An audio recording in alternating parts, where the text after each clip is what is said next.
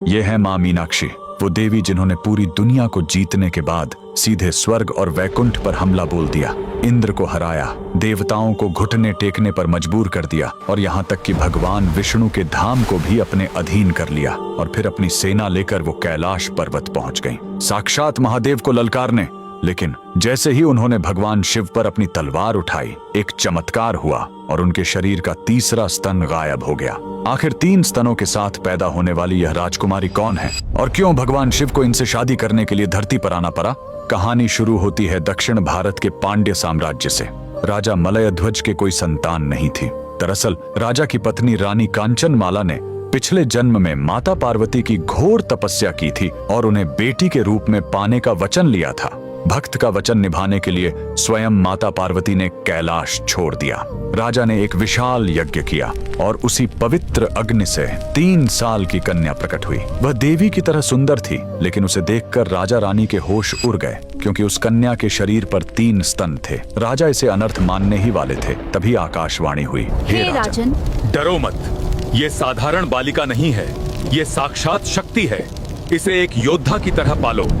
जिस दिन ये अपने होने वाले पति को देख लेगी, इसका तीसरा स्तन अपने आप गायब हो जाएगा। राजा ने उसे बेटों की तरह पाला और उसका नाम रखा मीनाक्षी। पिता की मृत्यु के बाद मीनाक्षी गद्दी पर बैठी। उन्होंने विश्व विजय की यात्रा शुरू की। जो भी राजा सामने आया वो मीनाक्षी की तलवार के आगे टिक नहीं पाया। धरती जीतने के बाद उन्होंने स्वर्ग पर चढ़ाई की और देवराज इंद्र को भी हरा दिया। उनकी भूख यहीं शांत नहीं हुई। वो अपनी सेना लेकर भगवान विष्णु के धाम वैकुंठ पहुंच गईं। वहां भी उनकी शक्ति के आगे कोई नहीं टिक पाया। अब उनके अहंकार की कोई सीमा नहीं थी। उन्होंने सोचा, अब मैं कैलाश को भी जीतकर शिव को अपने अधीन करूंगी। अपनी विशाल सेना लेकर मीनाक्षी कैलाश पर्वत जा पहुंची। नंदी और शिवगणों को हराते हुए वो सीधे महादेव के सामने खड़ी हो गईं। मीनाक्षी ने जैसे ही शिवजी पर वार करने के लिए अपनी नजर उठाई, उनकी नजरें महादेव की शांत आंखों से मिली और उसी पल मीनाक्षी का तीसरा स्तन गायब हो गया। उनके हाथ से तलवार छूट गई और वो युद्ध के मैदान में ही शर्म से झुक गईं।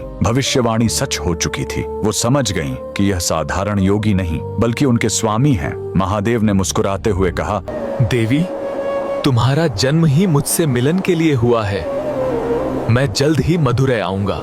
इसके बाद धरती का सबसे भव्य विवाह हुआ।